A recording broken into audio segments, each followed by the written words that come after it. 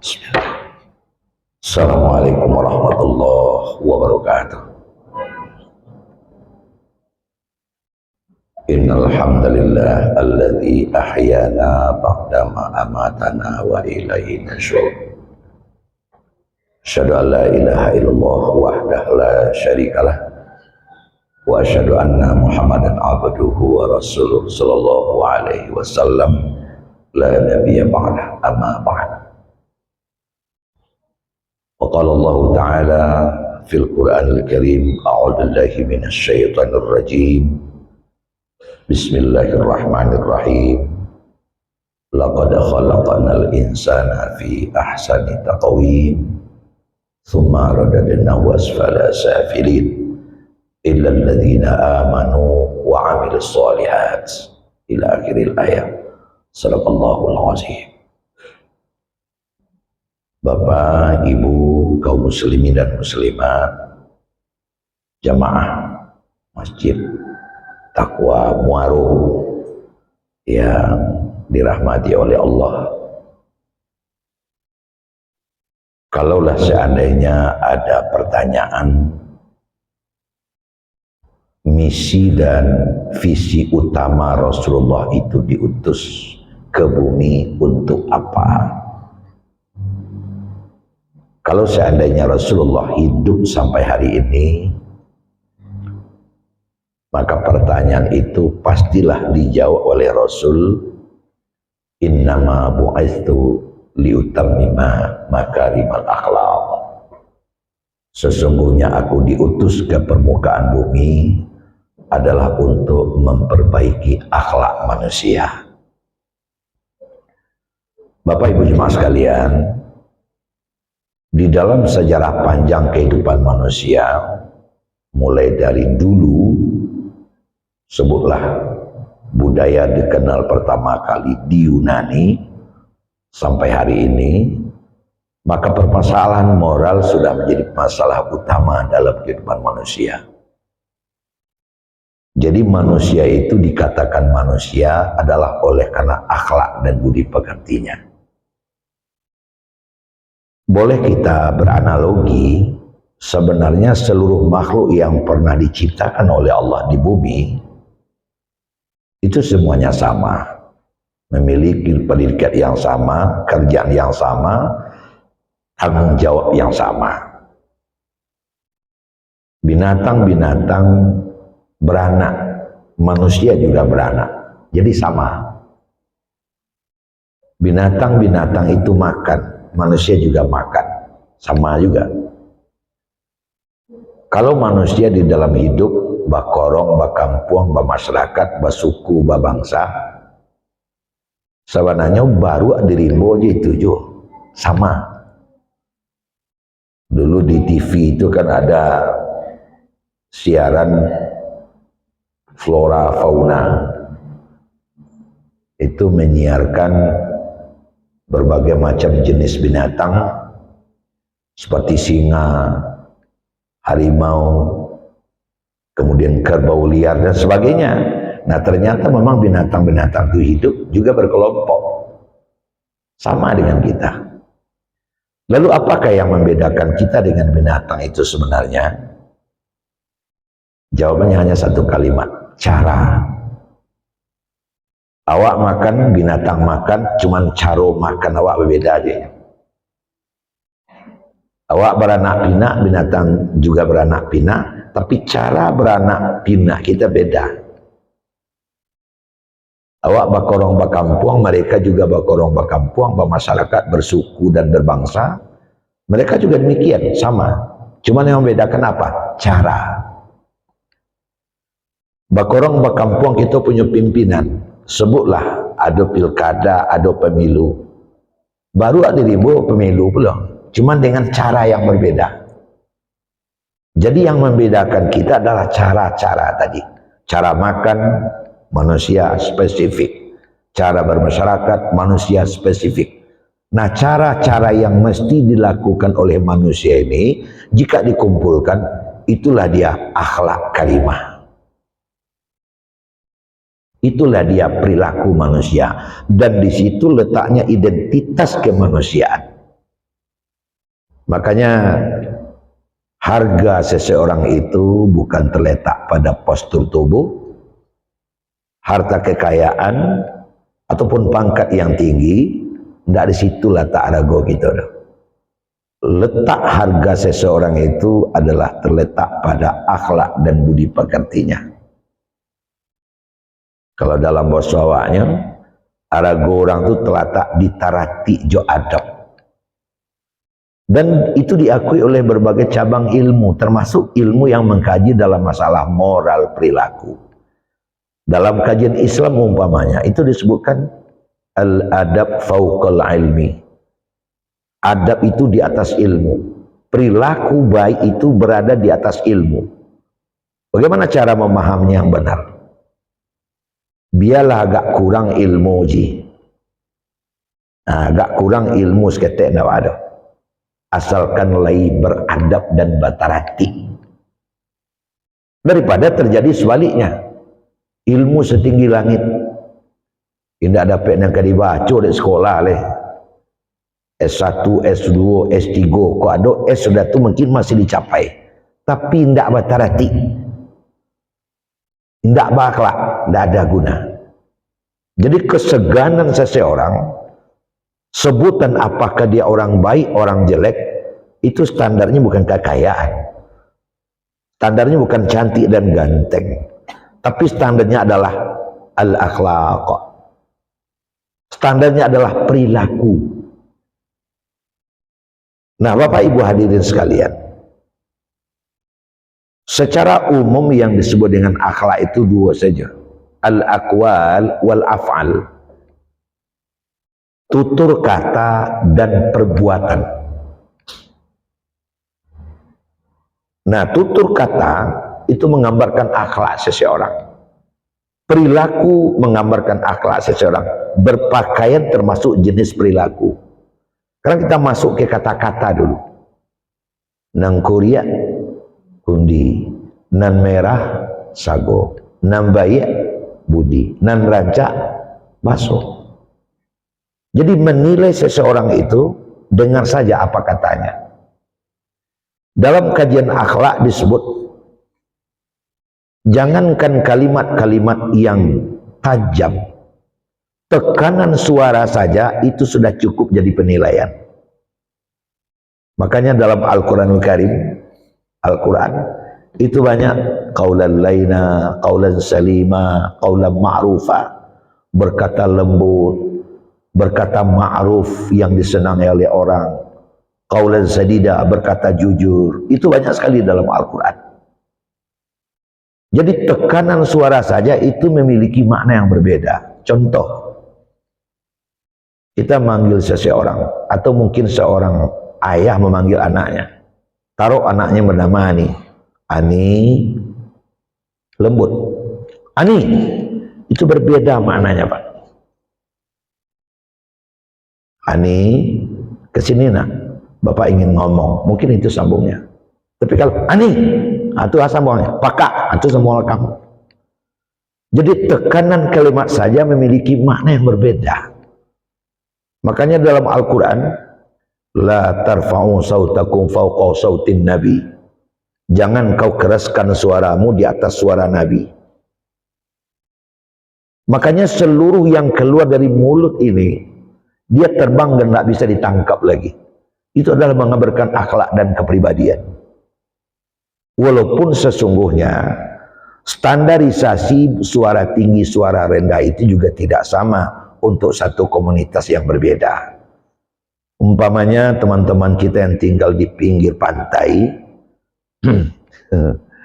itu biasanya suaranya agak tinggi tekanannya ketimbang yang tinggal di daerah bantu-bantu kita kok, tinggal di pegunungan atau tidak ada laut. Karena biasanya yang tinggal di pinggir pantai suaranya agak keras.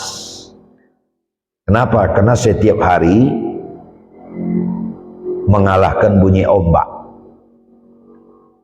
Dan oleh karena sejak dari lahir sudah begitu adanya, maka keras suara itu kadang sudah menyatu dengan dirinya menjadi kultur. Ketika nyo datang ke daerah pegunungan, ke daerah yang tak ada laut seperti Sejunjung, nyo mengarih nyo ngecek. Apa komentar orang-orang kita? Aku merangak dan ngecek itu. Bukan masalah merangak, kebiasaannya seperti itu. Sebaliknya kita yang tinggal di daerah yang tidak ada laut, biasanya suara agak rendah. Ketika kita datang ke tempatnya, dia bilang, aku bisa kau ngecek. Nah, itu standarnya ada. Tetapi sekarang kita mengangkat dan mengungkap secara umum. Bapak dan Ibu sekalian, anak-anak mungkin usia SD, SMP, itu kalau dia berakhlak dalam ngomong, dalam berperilaku, dalam berbahasa khusus, itu orang tua-tua senang. Kan senang Pak. Kalau ada anak kete, wak sedang lalu, wak sedang berjalan, dia mau motong gitu, kemudian dia minta izin Pak, ambo dulu stek. Senangnya bukan main. Tapi ada anak kete, tak tantunya pijak sawak. Ada pembagian kue di bungkunya pijak sawak. Tapi ingat, kalau ada anak yang seperti itu, biasanya orang bertanya, ada anak yang terhatinya bukan main, akhlaknya sangat mulia. Assalamualaikum, waalaikumsalam, mohon izin Pak. Orang pasti bertanya, anak siapa tuh? Biasanya begitu, orang bertanya, anak siapa? Tapi sebaliknya, bila ada anaknya pijak, anak tantuan kata pijak, dan yang mengajar nasi bungkui. Orang tanya, siapa punya anak tuh? Nah, biasanya begitu. Jadi artinya adalah, akhlak dan perilaku itu adalah sesuatu yang melekat kepada seseorang, yang dikerjakan berulang-ulang akan jadi kebiasaan, khusus di dalam berbicara. Nah, dalam Islam dikatakan inna min akmalil mu'minina imanan ahsanukum khulqan wal tafahum bi ahli. Orang mukmin yang akhlaknya paling sempurna adalah orang mukmin yang lemah lembut akhlaknya dan lemah lembut di tengah keluarganya. Kita mau menemukan Bapak dan Ibu, di tengah-tengah keluarga itu ada yang bicaranya kuat semua, mendangak-dangak saja, manggil anak, manggil ibu, manggil istri, manggil ayah, manggil segala macam. Tapi ada yang lembutnya bukan main. Nah, jadi pendek kata, dalam berbahasa, kelembutan itu sangat menentukan sekali. Di tengah-tengah kehidupan kita terwujud dalam bentuk falsafah nang kuyak kundinan merah sago tadi, nan bayak budi nerancak baso tadi. Apabila ada seorang anak yang bahasanya terhormat, kita kagum dan kita sayang kepada anak itu. Dan biasanya kita jadikan sebagai sampel kepada anak-anak kita. Lihat yang tiru cara mengeceknya. Kemudian kedua, akhlak itu tergambar dalam bentuk perilaku. Nah, perilakunya juga lembut, jalannya lembut, cara main tangannya lembut, langkahnya lembut. Itu akhlak.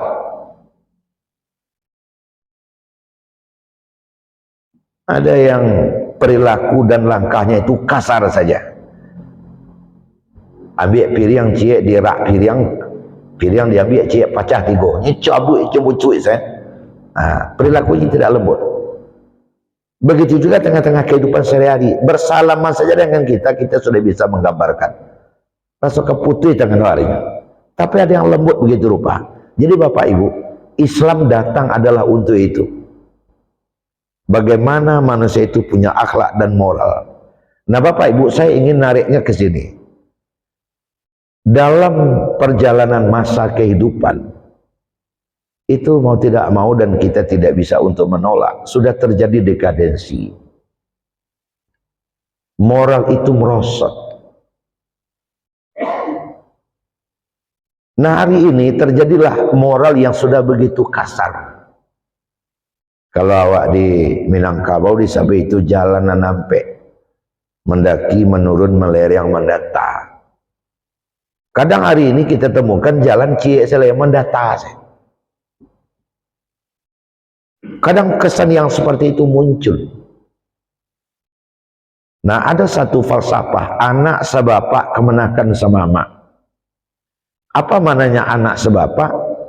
Setiap orang tua memperhatikan anaknya. Dan kadangkala di dalam memperhatikan generasi itu, tidak dipedulikan apakah anak kandungnya atau anak teman-teman. Asalnya anak kita dan basamu. Tidak peduli. Sehingga seluruh yang tua-tua itu memperhatikan yang muda-muda. Sehingga muncullah nan batarati.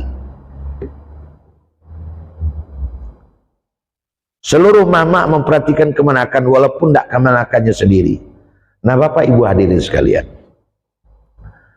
setiap suku di Minangkabau itu dilambangkan oleh dua hal.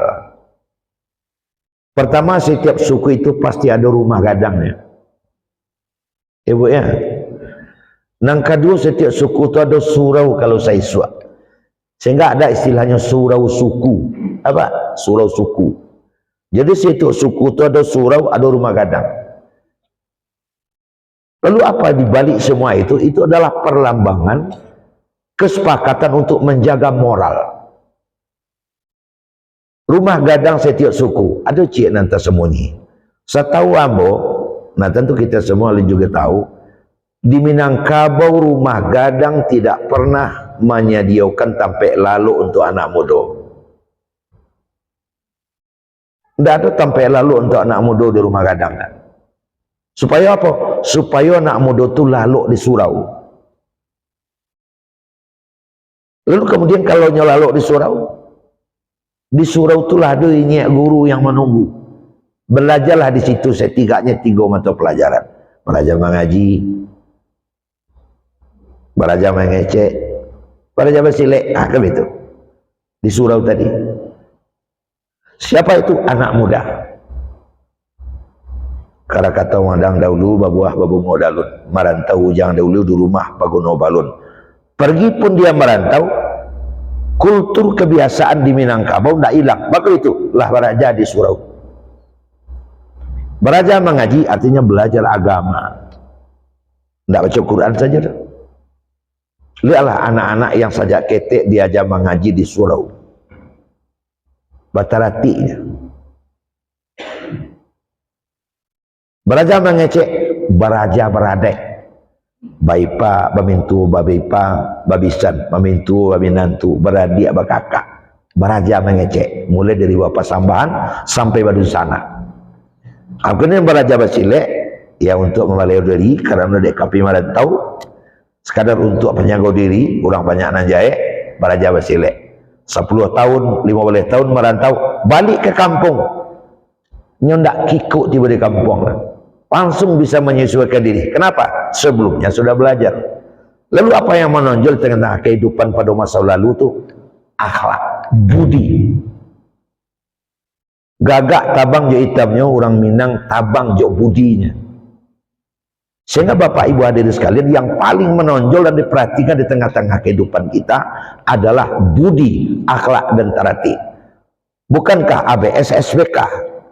Adopsi kultur kita di Minangkabau adalah dari Islam. Islam mementingkan akhlak. Tidak ada nilai kita sebagai manusia kalau tidak bertarati. Bahkan maaf mengecek, kalau tidak ada akhlak, tidak ada adab, tidak ada tarati jomojili, manusia kok lebih binatang dari binatang soalnya. Lebih jahit daripada binatang. Sajahit kambing tetap makan rumput.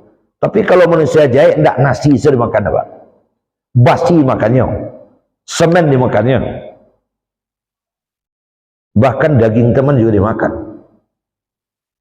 Habis itu daging teman. Batu dimakan.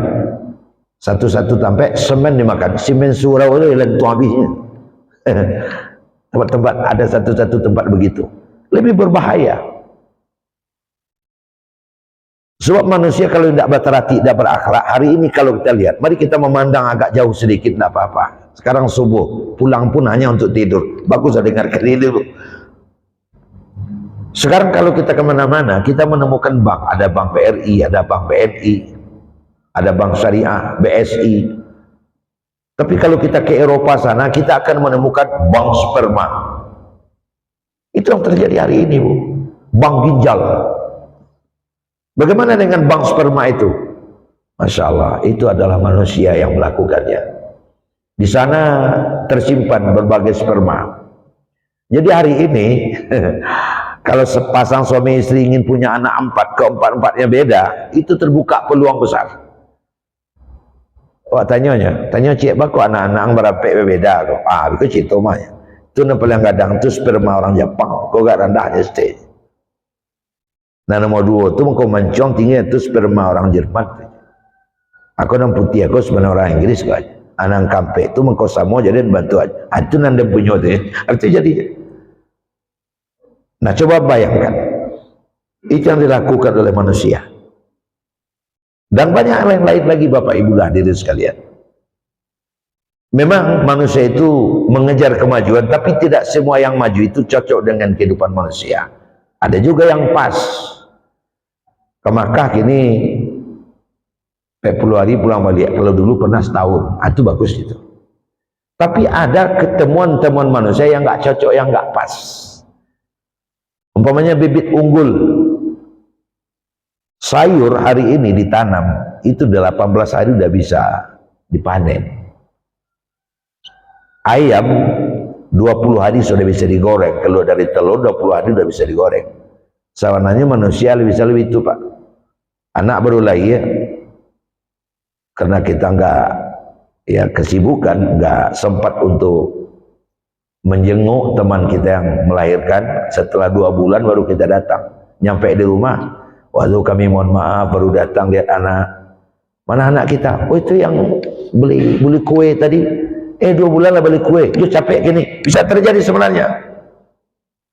Tapi ada aturan dalam kehidupan manusia. Nggak boleh manusia dibegitukan. Jadi Bapak Ibu hadirin sekalian, Nabi Muhammad SAW diutus bawa agama untuk mengatur itu. Jadi kalau hidup tidak disandingkan dengan agama, manusia perilakunya lebih binatang dari binatang. Makanya Pak Ibu hadirin sekalian, orang yang selalu mementingkan agama di tengah-tengah kehidupannya, perilakunya akan terhormat. Aikolah nan dipaci arek digagam taguah, dia orang-orang tua gitu sangat saya suah. Mengaji anak kau disuraukan ke situ lari, coba lihat. Nah Bapak Ibu hadirin sekalian, dekadensi moral yang sudah berubah hari ini, kadang-kadang sagan menyagan terhati dulu agak kurang. Ambo ingin menyampaikan kepada kita dan basamo, alah namanya di Sikota, di rumah gadang tuh pas janjang tuh kalau disangka namanya cibuak namanya. Varian dan tagak-tagak itu namanya tuh. Kita mau naik ke rumah kan untuk cuci kakinya ada bambu yang dipotong. Namanya suka tuji. Varian ya, varian. Pi tagak lurih itu. Varian ya, varian. Itu gunanya untuk pembasuh kaki ketika naik ke rumah karena kaki kumah kamapai aspal ke nuradole. Tapi ada fungsi lain Bapak. Dalam tataran adat dibaca itu. Apa varian berdiri itu? Bukan hanya sekedar untuk cuci kaki. Mama, anak di pangku kemenakan di bibiang. Apabila mama ingin datang ke rumah kemenakan, setiap mama di Minangkabau berjalankan pakai tungkek.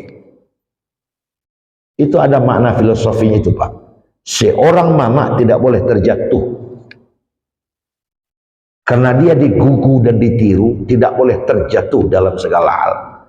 Nah supaya dia tidak jatuh, dia pakai tongkat untuk penopang.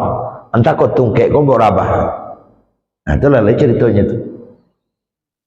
Kalau tungkek mau rabah, itulah kacau tuh. Dia agar dia tidak jatuh, dia pakai tongkat. Ternyata ada fungsi lain. Ketika naik ke rumah kemenakan, tungkek tadi nyetokokkan ke cibuak, ke parian kedua, tak. Nah itu sudah dipahami oleh bapak di atas rumah. Kalau ada parian kene toko, itu menakan mama mau datang. Dia langsung peringatkan kepada anaknya. Nang gadi-gadi, kambang lapia, sauk kapalo, masak air, masak nasi, mama tibo. Walaupun hanya mendengar toko saya. Itu fungsinya. Apa makna tersembunyi di situ? Budi dan akhlak dijunjung tinggi. Akhirnya ada mama lah menyelonong, salah tibo, saya biliak kemenakan. Nah kan tidak dosa. Sebaliknya juga demikian. Ada 2 orang pemuda yang sedang jalan. Dia tawaran sama temannya, ayo kita minum ke kedai. Kedai nama tuh minum waktu itulah asbantayo. Nyoca lihat dari jauh dulu. Kalau nampak ada kepiah kuning adik-adik itu kepiah mamanya. Sagan dan minum suhu mama dan di situ je. Tidak jadi dia ke situ, karena ada mamanya. Nah hari ini mamanya di dalam, dia datang biasa saja. Amaknya minum teh manisnya teh talua, rendahnya selera mak ya, biasa saja. Nah, apa yang kurang itu di tengah kehidupan? Akhlak, tarati. Ya, akhirnya manusia itu lahir menjadi kasar.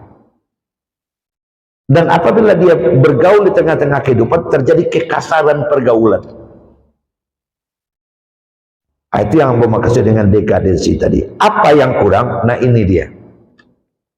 Nah, Bapak Ibu hadirin sekalian, apa jalan keluar untuk semua ini? Saya yakin semua kita yang dalam masjid, kita punya anak dan keturunan.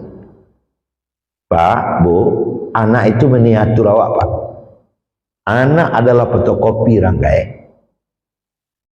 Biasanya orang kalau ingin tahu seseorang, yang ditanya cuma dua saja. Pertama, siapa orang tuanya? Yang kedua, siapa temannya? Jadi kalau apa ingin tahu seseorang, dua katanya jadi itu. Siapa Ranggainya, siapa kawannya, itunya tuh. Nah, agar anak kita tidak rusak sampai meninggal kita perlu perhatikan. Sebab bagaimanapun, anak itu miniatur kita. Nah, bagaimana caranya agar ini bisa bertahan? Nah, ini sebagai pemungkas, Pak. Di dalam batang tubuh kita yang satu batang ini, di dalam kajian tauhid, kajian akhlak, itu ada segitiga sama kaki. Di dalam batang tubuh kita itu, bayangkan saja segitiga. Sudut paling atas itu namanya akal. Sudut sebelah kanan namanya nafsu. Sudut sebelah kiri namanya ghadab atau emosi. Jadi akal, nafsu, emosi, ghadab. Ghadab, tidak ghadab dah, ghadab. Ghain, bot, ba, ghadab, ghadabun. Manusia itu akan menjadi sempurna, akan menjadi manusia sempurna atau insan kamil kalau posisi setinggi-tiganya adalah seperti itu, akal paling atas. Kemudian nafsu dan emosi di bawah. Kenapa? Karena yang paling atas pasti mengendalikan yang di bawah. Kalau akal posisinya paling atas, kalaupun dia nafsu, nafsu orang yang berakal. Kalaupun dia marah, marah orang yang berakal. Karena akal memegang posisi pengendali.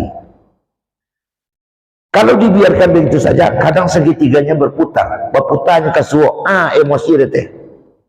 Akal sebelah suo oleh. Nafsu sebelah kita. Kalaulah emosi dia teh, itu jargonnya tiada hari tanpa marah. Bangi berkepanjangan saja. Kan ada orang tua-tua pembangi mah. Asa basuh bangi, asa basuh berang. Marah saja. Apa saja dihadapi dengan emosi. Naik ayam kata rumah pas kuku terang ada mau. Naik ayam kata rumah. Sampai kapal lagi mengajak ayam. Kenapa kok sampai begitu? Kena marahnya bukan main. Kadang pintu-pintu bisa tanggal, apa saja bisa pecah piring, satu ruangan pecah, emosi. Manusia di dalam hidup kalau dengan emosi tidak ada selesai. Kalau berputar satu lagi, nafsu detele. Itulah kamu kabar. Nafsu mengendalikan ghadab, nafsu mengendalikan akal. Hum yattabi'una ahwa'ahum kajawab malam. Kalau nafsu yang di atas, mereka di dalam hidup dikendalikan oleh nafsu. Kalaulah nafsu yang mengendalikan kehidupan awak, Pak, itulah kacau itu. Sebab nafsu kau pantang kerendahan, hawa pantang kelintasan. Jangankan kakalah, podo sedrau sedamuanya. Itu kalau nafsu. Apa saja ingin banyak, apa saja ingin lebih. Sehingga tidak ada nilai-nilai sagan, rasu, pariso, tidak ada. Kalaulah nafsu dan dia teh. Hum yattabi'una ahwa'ahum ya'kuluna ma ta'kulul an'am. Mereka mengikuti nafsu sehingga makannya seperti binatang ternak makan. Itu nafsu dan tidak ada. Dia tidak akan punya rasa malu di tengah-tengah kehidupan. Saya pernah makan di Sederhana Solok. Jika tahu tempat itu. Itu kan ada botol besar, isinya kerupuk jange. Yang lebar-lebarnya selebar kerupuk nasi itu. Itu 5.000 cek, 5.000 tak 2.000 rakyat itu. Jadi saya makan, dia satu keluarga di depan saya. Aneh. Sedang makan tuh tagaknya, nyusiangkan dengan bajunya sampai ke ketiak, kateh, nyokaruak lah ke bawah. Karuak sampai ke bawah. Apa? Ternyata mengambil yang paling bawah. Sehingga masuk ke dalam, masuk yang paling bawah. Keluarkan. Istri nunjuk lagi. Bang, yang di bawah tuh bang. Yang itu bang. Iya bang. Setelah saya renung, baru saya tahu rahasianya. Rupanya ini di bawah, kalau lebih gadang apa dengan zete. Lebih lebar. Daripada zete. Harus diinyo nang gadang kok. Itu nafsu pak. Padahal kalau akal sehat, kalaupun yang di bawah lebih lebar, pertanyaannya adalah lebar tingkat kelebarannya. Semua orang semata ke dia, karena seluruh tangannya masuk ke dalam botol, nggak beradab kelihatannya. Tapi nang gadang terus nyambi, itu nafsu pak. Jadi nafsu itu membawa kita ke situ. Apa saja nafsu dia harus lebih. Ini untung sejak masjid takwa kita nggak punya tiang di tengah. Di tempat lain di mensajik pakai tiang di tengah. Tiang tu acok jadi cakak tu. Sumber perkelahian. Terutama ibu-ibu. Kenapa? Berebut tiang. Kenapa tiang diperebutkan sampai bersandar? Ada jemaah yang sampai berbulan-bulan tidak bertegur sapa karena tiang. Saya tanya, kenapa kok nggak tegur sapa? Coba bayang deh Bu ya. Ternyata ibu ini sebelum ngambil wudhu, masuk dulu dalam masjid, taruh tas di tiang. Bahasa lainnya booking. Waktu dia berwudhu, datang lagi yang lain. Maksud yang sama, dipindahkan tasnya tempat yang lain, ganti dengan tas dia. Sedang proses ibu ini masuk masjid, itu kepindah-pindah itu tas kelahi. Hanya untuk tempat bersandar saja bisa berkelahi. Itulah manusia. Kalau sudah mendulukan nafsu. Belum yang lain-lain pak. Di mana saja terjadi kompetisi, tidak pernah bulu. Termasuk di kantor kompetisi. Umur sama, pangkek sama, tapi dulu promosi pada awak. Mendangi yang darah hanya tu pak. Hanya galak lah dok kawat. Assalamualaikum. Assalamualaikum dang. Tapi bilang awaknya. Umur sama, pangkek sama, hanya dulu pada awak. Dipangam penjaga dan jaga. Itu kalau nafsu yang didulukan. Tapi kalau akal sehat, kita akan introspeksi diri. Kenapa dia dulu kok saya tidak? Nah, artinya apa? Agar kita menjadi manusia sempurna, agar anak-anak kita manusia sempurna, generasi kita menjadi manusia sempurna, apa yang dapat kita lakukan? Agar akal paling atas, nafsu dan emosi dikendalikan oleh akal. Di sekolah pak. Agar segitiga kok tetap seperti itu, akal paling hati, gantungkan kateh dengan tagok.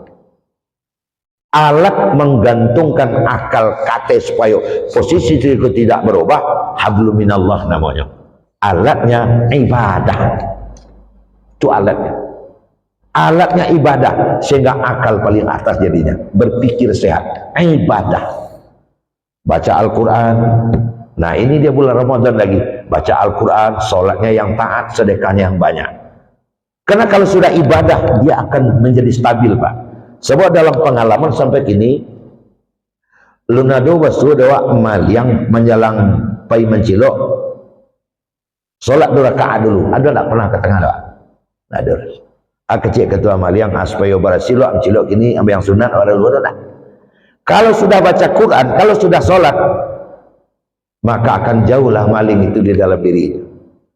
Alun pernah bersuara mulai. Maling tadarus dulu sebelum mencuri, belum ada itu. Makanya alat untuk menggantungkan agar segitiga itu tidak goyang adalah hablum minallah bil ibadah, dengan ibadah. Sama juga kajian tadi malam, tingkatkan ibadah. Makanya awak baga jabu ya ludah mengecek karena solat nak. Asalkan solat tidak dikedepankan, itu sudah binatang perilaku itu. Makanya kalau kita ketemu dengan anak-anak yang tidak berakhlak, yang tidak berbudi, tidak batarati, lihat sholatnya. Kalau dia sudah sholat, kalau ibadahnya mantap, baca Qurannya banyak, baik itu orang. Dengan ibadah. Kemudian setelah digantung dengan gantungan yang kuat, buat pondasi yang kokoh. Pondasi yang kokoh. Apa itu pondasi? Hablum minan nas. Apa namanya? Akhlak karimah. Akhlakul karimah. Jadi ke atasnya adalah ibadah, di bawahnya akhlakul karimah. Nama ke atasnya hablumillah, namanya di bawahnya hablum minannas. Vertikal, horizontal. Vertikalnya hablum minallah alias ibadah, horizontalnya hablum minannas alias akhlakul karimah. Bapak dan Ibu, orang baik temannya banyak. Kalau temannya banyak, hidupnya gampang. Orang jelek, temannya jarang. Pasti itu. Sebab akhlakul karimah identik dengan dermawan, pamurah. Orang asal pamurah, orang banyak mendekat. Kenapa orang mendekat? Dia pamurah. Tidak ada sakit, tidak ada caliak, tidak ada mati, tidak ada jangwa. Semuanya dia familiar. Tapi kalau dia tidak punya akhlak karimah, individualistik, sakit-sakit selah, tidak kena caliak, mati-mati selah, tidak kena jangwa, maka hidup sendiri. Biasanya orang ambil jurus seperti ini, sebelum mati dia gali kuburan sendiri. Tapi menimbunnya termasuk orang lain, Pak. Tidak bisa kita hidup sendiri. Kalau buat lubang, kamati bisa dibuat lubang, sakit wak membuat kalam lain. Saya nimbun. Urang juga baru. Penting kita berteman. Nah, agar teman kita jadi banyak, tidak lain, tidak ada pilihan. Akhlakul karimah. Kuncinya apa? Ibadah. Makanya Pak Ibu, sebulan dalam setahun awak dipaso ibadah. Supaya kita punya banyak teman. Lihatlah. Orang asal temannya banyak, sukses kehidupannya. Masuk pilkada pakai. Ada kawan buat tuh, disangka. Kawan tak ada. Aman calon loh, 7 suaranya. Asal 7 tuh, bininya, anak mentuanya, adiknya. Tapi kalau temannya banyak, atau banyak suaranya. Makanya jangan bangga pula lah dengan pemarah, bangga pula dengan pendiam, bangga pula dengan mengerengkang dalam hidup. Ada orang bangga dengan itu, tapi banggalah dengan akhlak karimah kita. Banggalah dengan banyak teman kita. Semuanya adalah teman. Bapak Ibu hadirin sekalian, sosok Nabi kita Muhammad SAW kan ada dalam sejarah namanya Salman Al-Farisi. Mungkin Pak Ibu pernah mendengar Salman Al-Farisi. Namanya Salman, orang Parsi. Dia pernah dinasihati oleh tokoh agamanya, pendetanya waktu itu. Apa kata pendetanya? Salman, kalau saya sudah mati, orang yang akan kau ikuti adalah ini, namanya Muhammad. Dia tinggal di daerah banyak korma. Di belakangnya ada stempel kayak luka bakar Muhammad Rasulullah, Khotamun Nubuwah di belakangnya. Dan dia tidak menerima sedekah, tapi dia menerima hadiah. Kau cari itu. 3 hari setelah pembuka agamanya ini bilang, matinya. Takkan adanya nasihat pembuka agamanya. Maka dia pergi ke negeri banyak korma. Dia jumpa, namanya Madinah. Dia cari orang bernama Muhammad. Tanya-tanya, dia tinggal di situ. Lah 3 hari bolak-balik tidak basuh Muhammad ini. Orang sedang gotong royong, goro bersama, mengajarkan Masjid Nabawi. 3 kali bolak-balik nggak jumpa. Dia tanya di dekat kedai, ibu tanya mana Muhammad? Oh, dia ada di situ. Cari lagi. Dia nggak jumpa. Ternyata Nabi itu membaur dengan umat. Jadi walaupun Nabi itu kepala Madinah, tapi dia membaur. Kenapa tidak jumpa? Pas dia datang, Nabi dalam lubang. Ngapain Nabi dalam lubang? Ada satu tanah mau dipasang tiang, ada batu dalam, tak taluk orang mangke. Nabi masuk ke dalam. Itu membaurnya Nabi dengan para sahabat. Dia lihat, tunjuk-tunjuk aja bibi, tunjuk-tunjuk angguk geleng saja. Dia ikut. Begitulah Nabi kita Muhammad SAW. Dan kita melihat Bapak Ibu, di situ kesuksesan Nabi. Karena semuanya kepingin bantu Nabi. Makanya perbanyaklah teman kita. Kunci perbanyak teman itu adalah akhlak karimah. Inti akhlak karimah itu suka memberi. Yadun sakhiyun, pemurah. Pemurah senyum, pemurah menolong, pemurah berkunjung, pemurah datang, pemurah mentraktir teman sesuai kemampuan. Banyak kawan. Tapi kalau sudah pelit, tak datang-datang, ya silakan hidup sendiri. Bapak dan Ibu, Islam mengajak kita ke sini. Salah satu ibadah sebagai alat untuk ini adalah ibadah puasa. Ibadah di bulan Ramadan. Maka Ramadan ini dihadapi bersama-sama dalam rangka persiapan diri dan sebenarnya. Ketika awak mati, anak awak banyak yang membela. Ibu awak tu anak si anu tu banyak jasa ke saya. Anak kita senang sepeninggal kita. Tapi kalau kita orang tak punya teman, anak kita juga merasakan. Apanya dulu cik? Jangankan anak-anak pak, kalau awak jahit pak, kucing awak saja merasuan. Itu dah baik kucing tu, kucing maliang tu banyak. Kucing angan-angan mengikut lo merasuan perbuatan awak. Tapi kalau kita baik, dia itu panggil kucing, dia kasih daging segala macam. Kok kau sayang betul sama kucing? Kan kucing yang buaya itu ibu awak. Jadi perangai kita bukan kita saja yang merasakan, tapi juga anak dan keturunan kita. Itulah Bapak dan Ibu, mudah puasa tahun ini akan bisa merubah akhlak dan kepribadian masyarakat kita, bangsa kita bertambah baik. Karena inti Islam itu adalah berperilaku baik. Bukan kekayaan, bukan jabatan, tapi adalah berperilaku baik, bertingkah baik. Syauqi Bek, seorang Mesir, mengatakan, innamal umamu akhlaquhum baqiyat wa inhumu akhlaquhum zahabu. Sesungguhnya satu bangsa ditentukan oleh akhlaknya. Apabila akhlaknya baik, baik bangsa itu. Kalau akhlaknya luntur, runtuh bangsa itu. Itu kalau bangsa. Kalau masyarakat kecil ya, sampai rumah tangga. Kalau akhlaknya baik, anaknya baik, kakaknya baik, adiknya baik, orang tuanya baik, maka rumah tangga itu akan menjadi kokoh, dibela oleh orang banyak.